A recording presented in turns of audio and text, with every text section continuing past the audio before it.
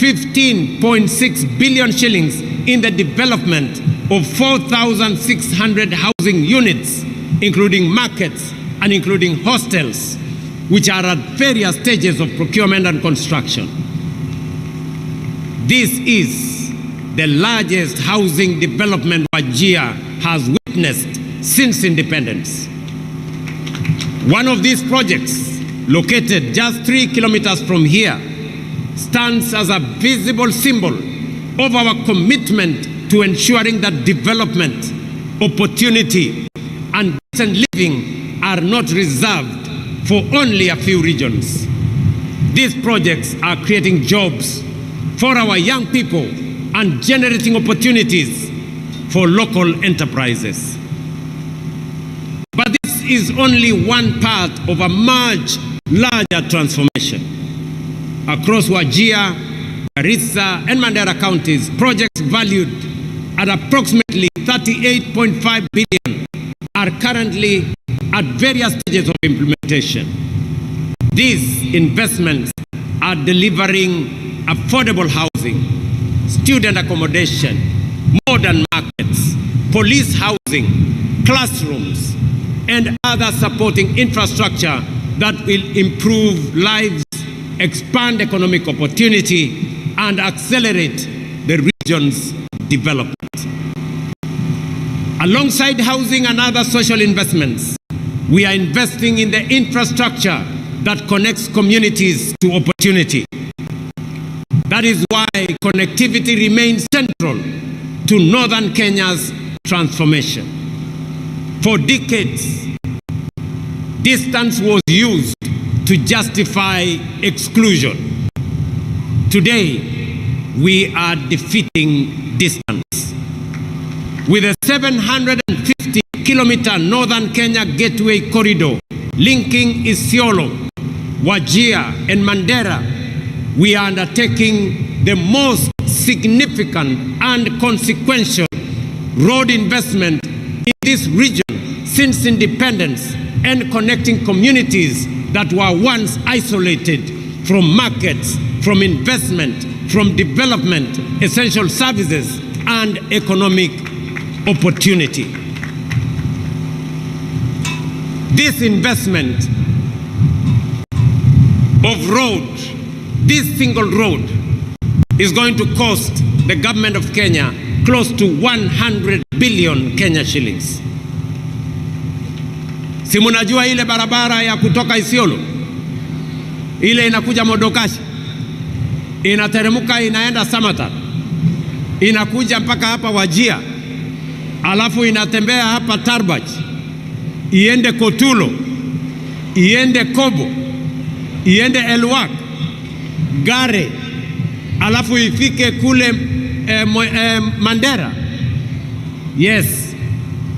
Na pia ile barabara inatoka kule Lamu kuja Garissa, iende kula Mawe na kuungana na hii barabara pale Isiolo. Ladies and gentlemen, this is more than a road project. It is a bridge between exclusion and opportunity, between neglect and investment, and between the Kenya that was and the Kenya that we are building together. And then there is livestock. Here in Wajir and across northern Kenya, livestock is more than an economic activity. It pays school fees, feeds families, creates jobs, drives trade, and in difficult times sustains entire communities. The sector contributes about 12% of Kenya's GDP and 42% of agricultural GDP. In the ASAL counties, it accounts for more than 90% of employment and above 95% of household incomes. Yet for decades, pastoralism was regarded as one of Kenya's most valuable economic assets, while receiving limited support in animal health, markets, infrastructure, and financing. We are changing that through one of the most significant livestock restocking programs in recent years. We have distributed more than 52,000 sheep, goats, and cattle to over 10,000 households across 16 arid and semi-arid lands, helping families rebuild livestock wealth lost through drought and other shocks. To strengthen pastoral livelihoods, we have vaccinated more than 10 million animals, expanded local vaccine production to over 123 million doses, established feedlots and hay storage facilities, restored more than 300,000 hectares of degraded rangelands, expanded breeding programs, and strengthened livestock training, marketing, and market infrastructure, including here in Wajir. Today, we are also deploying an additional 2,000 agripreneurs for our ASAL counties, seated right here in our midst. They will provide last-mile agricultural advisory services, connect pastoralist communities to market and finance, and support the transition to climate-smart agro-pastoralism and more resilient livelihoods. Together with the 5,000 already in place, we now have 7,000 agripreneurs driving agricultural transformation across our country. The results of this deliberate intervention are already visible. Meat exports have increased by 84% from Kenya shillings 8.9 billion in 2022 to Kenya shillings 16.4 billion in 2025. Milk production has increased from 4.6 billion liters to 5.3 billion liters, while dairy exports have grown from 4.9 billion Kenya shillings to 14.2 billion Kenya shillings. These gains are translating into higher income for livestock and pastoral communities, stronger markets for producers, and greater confidence in the future of pastoral economy. But this is only the beginning.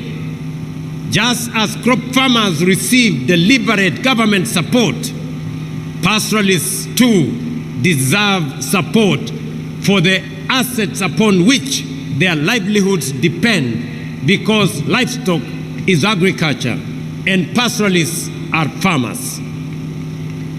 That is why we will expand livestock support program through a new phase of strategic restocking, enhanced vaccination campaigns, improved feeding programs, drought-resilient interventions, and additional feedlots.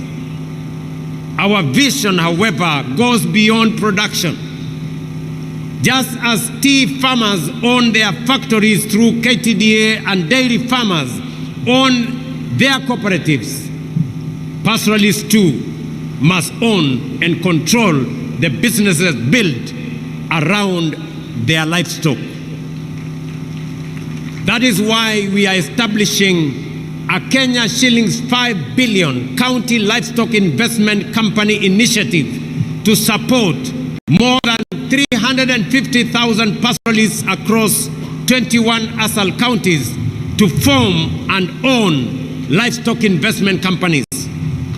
Through these enterprises, they will gain access to markets, gain access to finance, and insurance, and value add their produce. In phase one, the initiative will improve the livelihoods of more than 2 million household members. I have directed the Ministry of Agriculture and Livestock Development, in partnership with county governments, to begin immediate registration of these companies across all the 21 ASAL counties. We will also operationalize the Livestock Enterprise Development Fund, establish a national strategic fodder reserve, strengthen pastoral cooperatives, fully roll out the animal identification and traceability system, and invest in the infrastructure needed to unlock premium export markets across Africa, the Middle East, and beyond. We must move beyond live animals exports to higher value products such as meat, leather, and dairy. For long, many looked at livestock and saw subsistence. We look at livestock and see enterprise. We see exports. We see jobs. We see wealth. And we see northern Kenya becoming the gateway of Africa's livestock trade to the Middle East and to the world. This, ladies and gentlemen, is what inclusion looks like. This is what dignity looks like.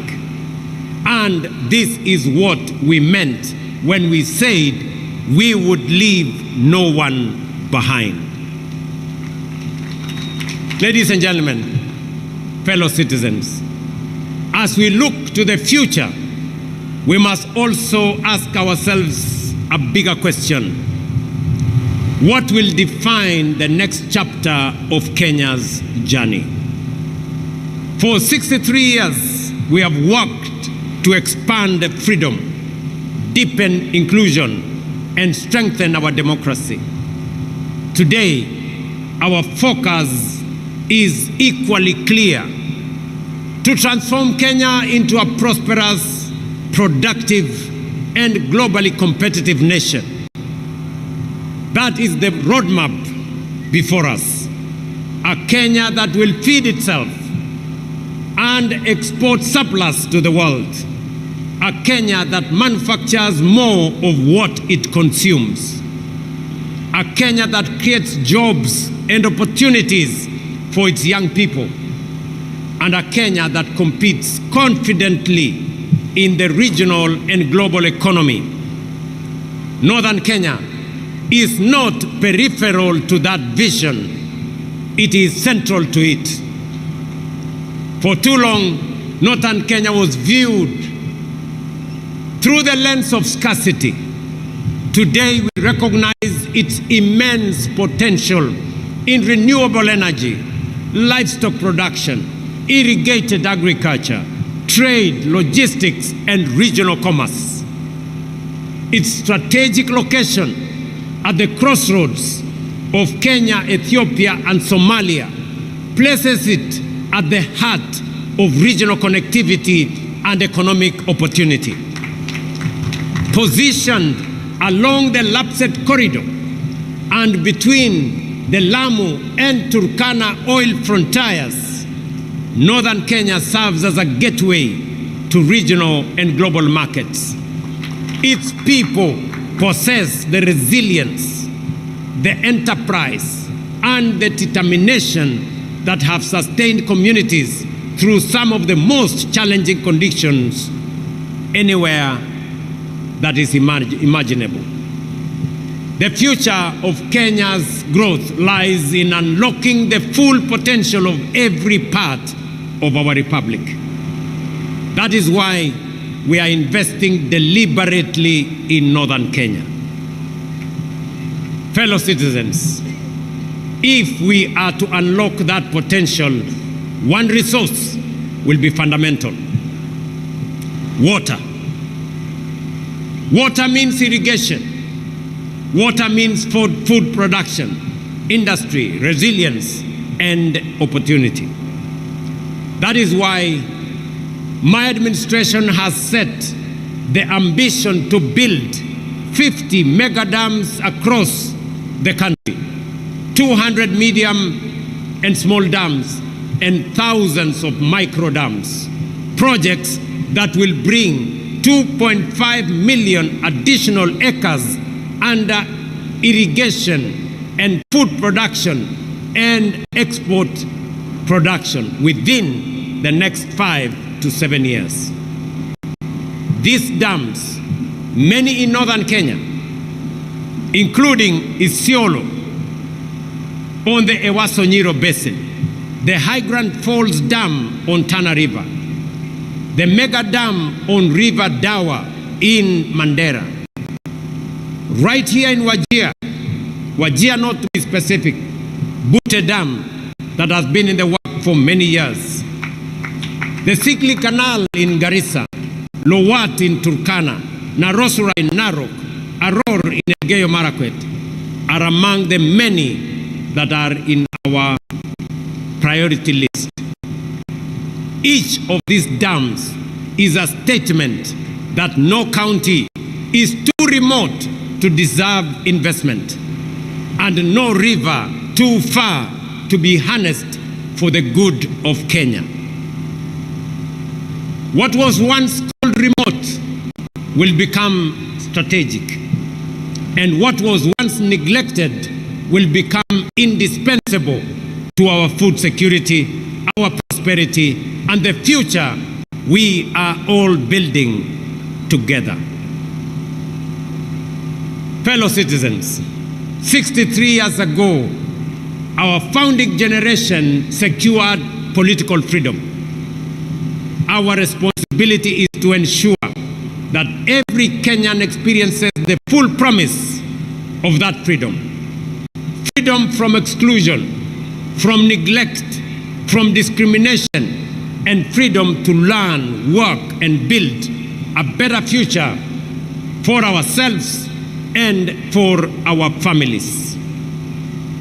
For decades, some parts of our country were told they were too distant, they were too dry, too difficult, or too marginal to matter. Today from Wajir, Kenya rejects that thinking. We affirm that no community is peripheral to our national story. No child is too far away to deserve opportunity, and no citizen is too distant to deserve dignity, and no county is too remote to deserve development. From Busia to Mandera, from Turkana to Kwale, and from Kisumu to Mombasa, every corner of this great republic matters, because every Kenyan matters. Wajir is not the edge of Kenya. Wajir is Kenya. Northeastern is Kenya, and Kenya belongs to all of us. Ndugu zangu watu wa Wajir, mimi nimefurahi sana. This has been a great moment. This has been one of the most consequential Madaraka days that I have attended. Na mimi nawaambia watu wa Wajir, watu wa Northern Kenya, yale yalifanyika pale nyuma hayatafanyika tena.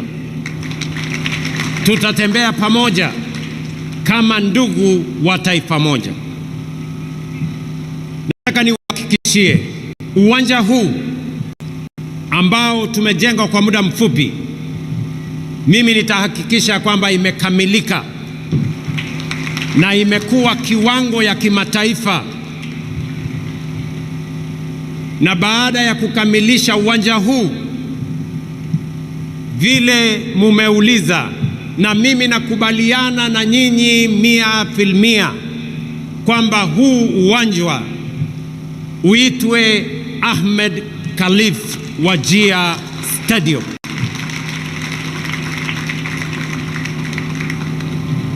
Mbali na uwanja huu ambao tunajenga na zile miradi nyingine yote ambayo yanaendelea katika kaunti hii na Northern Kenya kwa ujumla,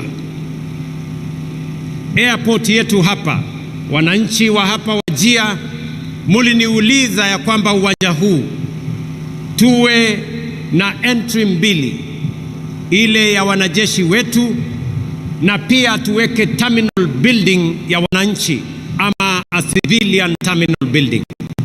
I want to confirm to you that we have provided the necessary resources. We have done the necessary preparation, and before the end of this year, you will have a working civilian terminal for the use of the people of Wajir County and their visitors. Vile vile, nataka nitangaze nikiwa hapa Wajir. Hapa Wajir imesemekana ya kwamba ni mahali pa watu kukutana na ni mahali pa amani. Ndio jina hasa ya Wajir.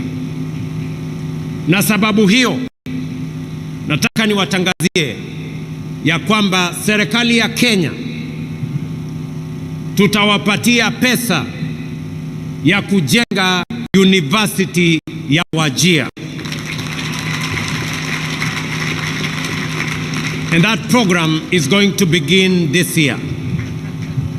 Nyinyi kama watu wa Wajir mutanisaidia kuamua na mutenge ardhi ambayo inatosha kujenga university itakayosaidia katika kuendesha maendeleo ya sehemu ya Northern Kenya na jamhuri yetu ya Kenya kwa ujumla.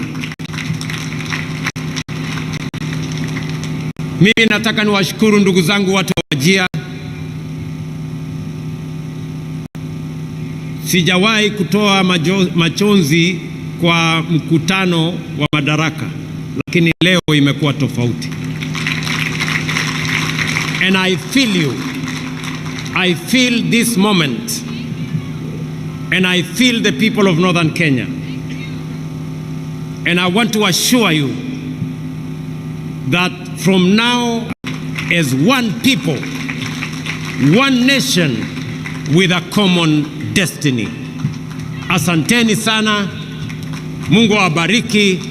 Ninawapenda sana na Mungu awabariki taifa letu la Kenya. Thank you very much. Nitaomba sote sasa tusimame ili tumalize sherehe yetu kwa wimbo wa taifa.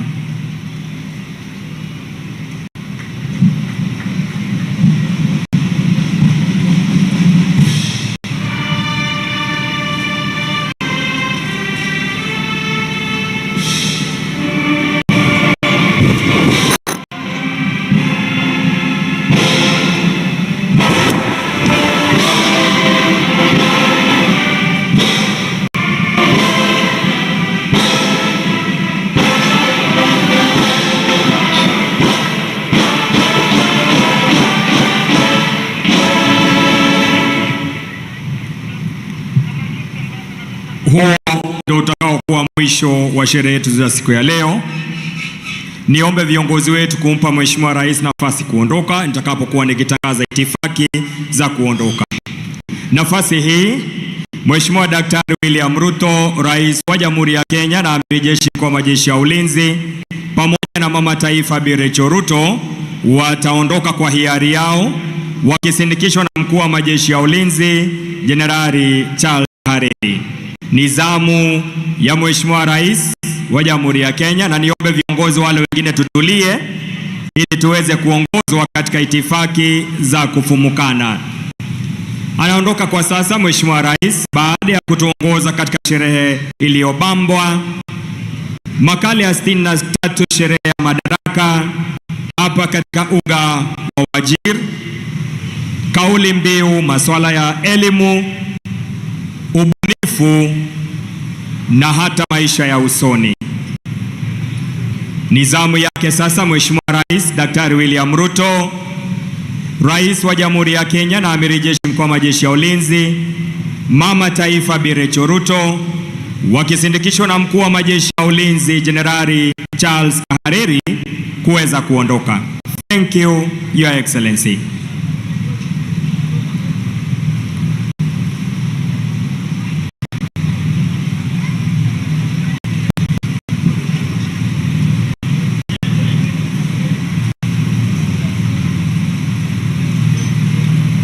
Imekuwa sherehe ya kufana siku ya leo, ikiwa ni makala ya 63 sherehe ya Madaraka. Nikizidi kuwahimiza viongozi tu kuwa watulivu ili tuweze kuwaongoza katika itifaki ya kuondoka.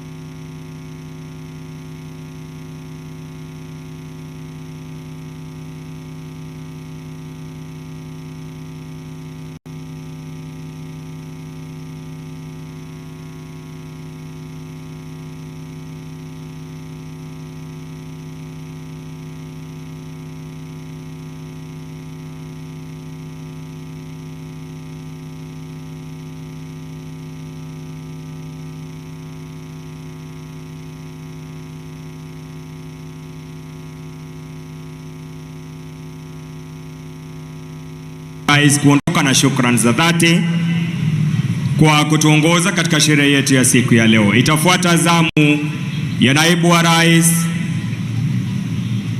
Mheshimiwa Profesa Kithure Kindiki na Daktari Joyce Kindiki kuweza kuondoka.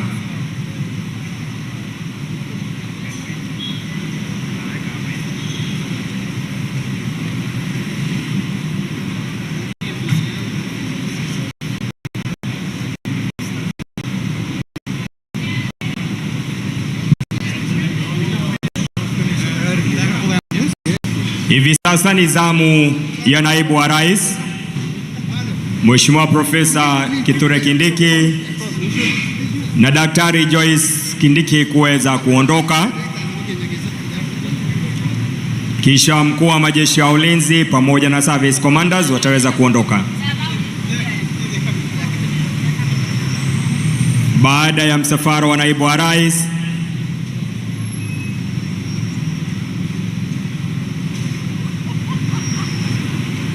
shukran, nitambue kuondoka kwa naibu wetu wa rais Profesa Kithure Kindiki. Tafukua nizamu